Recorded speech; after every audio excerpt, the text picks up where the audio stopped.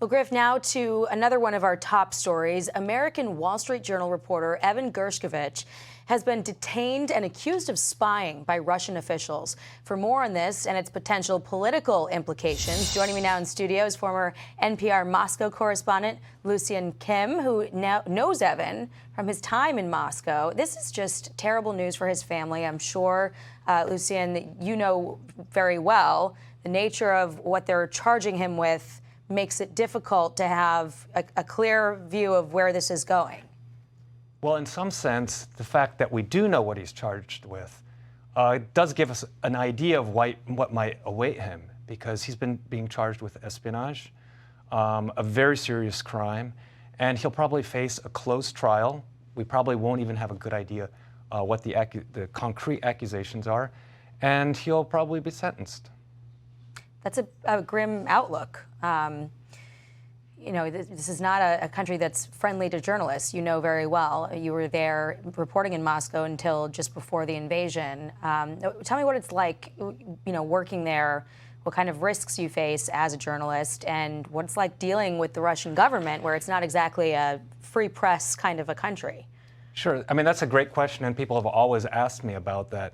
I mean, I've worked in Moscow as a journalist for a total of 13 years.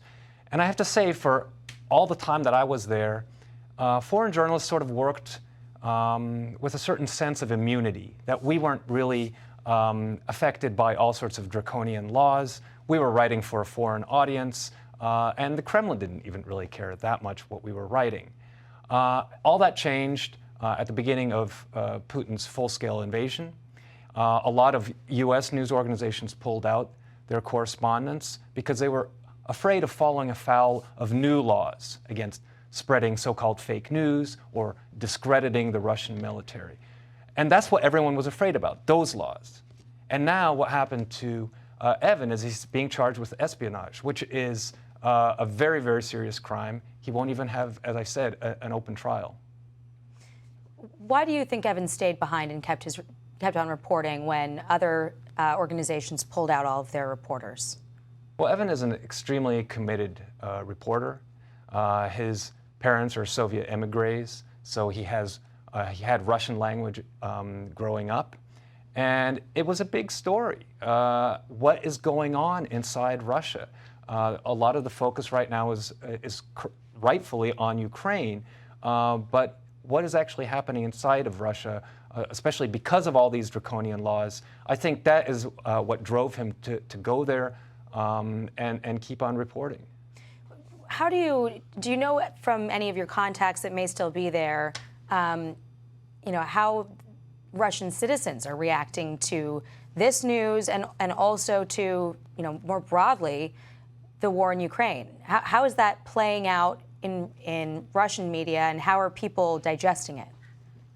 Well, as far as the story of Evan's arrest, a lot of Russians feel that Russian journalists have faced persecution already for many years. There was a similar espionage case that just finished recently. And so Russians are already used to this, to journalists being targeted, independent journalists being targeted. More broadly, what do they think about the war? Well, as far as we know, that's exactly the kind of story Evan was working on when he was arrested. And in some ways, it's kind of a black box, especially sitting outside here and really knowing what people think inside Russia. So you think that it's likely, given the nature of these charges, that he's going to be convicted and sentenced because that's how the state operates. What does that mean President Biden needs to do? Because he's essentially a hostage, if that's the case. He is essentially a hostage, and he will not be the first American in that situation. There's, of course, the former Marine Paul Whelan, who has been in a Russian prison for some 4 years now. And there was a prisoner swap. There have been a couple of prisoner swaps recently between the U.S. and Russia. The most recent one with Brittany Griner, the basketball player, for the convicted arms dealer Victor Bout. So it seems like Evan, unfortunately, and I hate to say these words, but he has become a pawn in this kind of game. what the Russians want, we can only imagine. Well, we hope that he and his family can find some peace through this, and hopefully things work out in his favor and he gets the help that he needs. Lucian Kim, thank you so much for being here. Appreciate your time. Thank you. I'm Steve Doocy. I'm Brian Kilmeade. And I'm Ainsley Earhart. And click here to subscribe to the Fox News YouTube page to catch our hottest interviews and most compelling analysis.